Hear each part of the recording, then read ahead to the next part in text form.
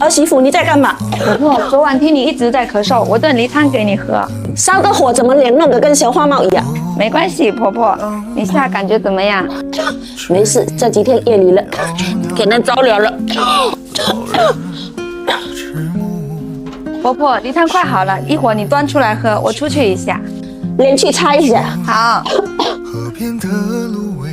珍珍啊，你要去哪里呀？邱医生，我去镇上买东西。那正好，这些鸡蛋帮我带给我女儿。哦，好的，邱医生。谢谢你了，珍珍。没关系。听书唱。